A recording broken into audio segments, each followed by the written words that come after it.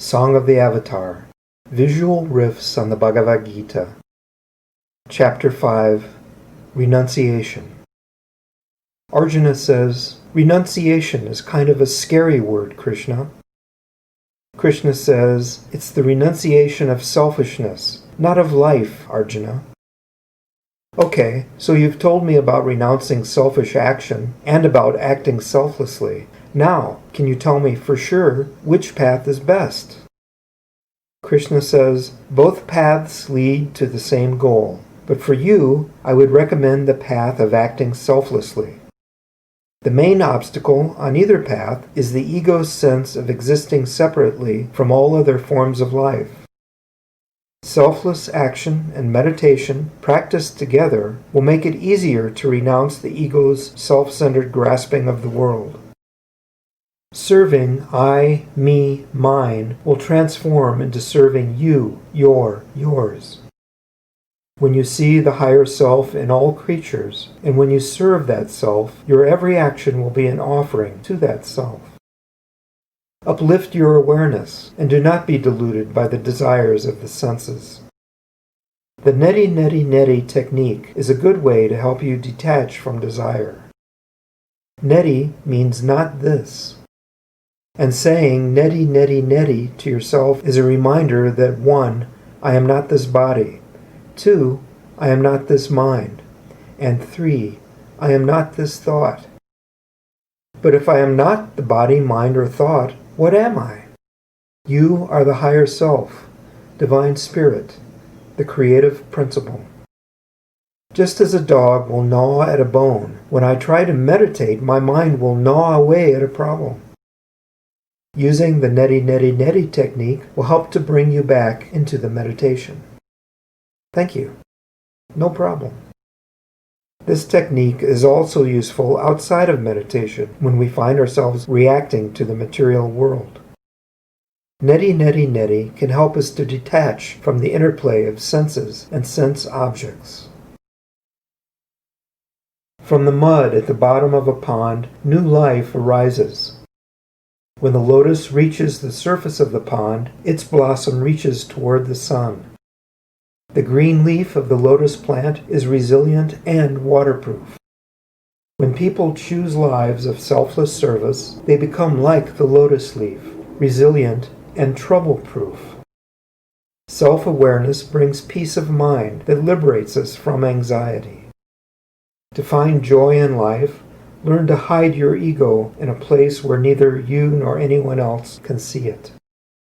People will make mistakes, Arjuna, and some people will always manage to do the wrong thing. Is it bad to make mistakes? No, it's not bad. Learning from mistakes is part of the spiritual evolution of consciousness. And the really important thing is learning not to make the same mistakes again. Realization of the higher self cannot begin until selfishness and the ego's sense of separateness have been renounced. The higher self may then be found in the stillness experienced during deep meditation. Self-realized sages love and respect all forms of life. Aware of life's unity, the sage will never feel superior to any living creature. Be like the sage, Arjuna, and avoid opinions, for they only serve to separate you from others. Opinions are habits of the mind that revolve around what the mind likes and what it doesn't like. People identify themselves with their opinions. One of the problems with listening to the opinions of others is that their opinions might soon be mistaken for one's own. When loving and serving others, it is necessary to maintain your own balance if they become emotionally unbalanced. In fact, if this happens, it might be a good time to step outside for a bit of walking meditation. If you have a meditation mantra, repeat it mentally as you walk. Know that when the emotionality burns itself out, your friend will go back to being the good and kind person that they really are. Self-realization is a state of joy that exists beyond the realm of pleasure and pain. This unified state is called Sat Chit Ananda, which means existence, consciousness, and bliss. Here, the mind is still and undisturbed. Joy that is experienced by the senses is temporary and leaves behind a residue of desire for more of that kind of joy. But Sat Chit Ananda is a joy that never ends. Nirvana is the ultimate goal of life, Arjuna. But Krishna, what is Nirvana?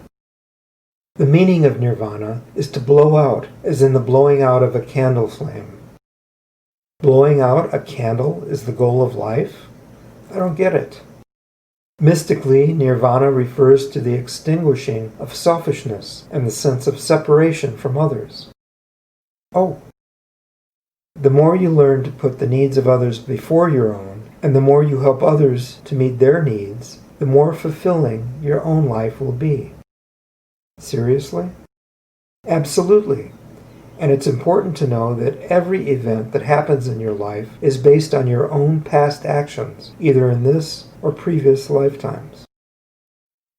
Your spiritual growth is measured by how you react to the events that occur in your life. We are now living in an age that the ancient sages of India called the Kali Yuga, the age of anger. In this age, most people respond with anger when their selfish desires cannot be satisfied.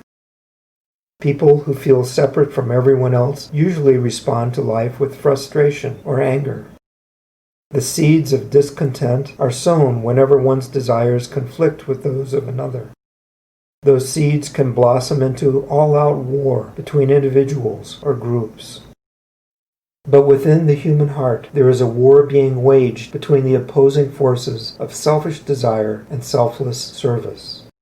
And in each lifetime, everyone is given the chance to freely choose sides. The key to wisely choosing which side you want to serve, Arjuna, lies in the practice of meditation. What happens in meditation, Krishna? You sit quietly with your eyes closed and try to focus your awareness at the point between your eyebrows. With regular practice, you begin to lose your attachment to the ego with all its selfish desire, fear, and anger. Gradually, you will become aware of the divine spirit living within you. It's been there all the time, and it's there within every heart, no matter how skillfully the ego tries to hide it. It may take years, even lifetimes of meditation to attain this realization called samadhi that is life's supreme goal. Namaste.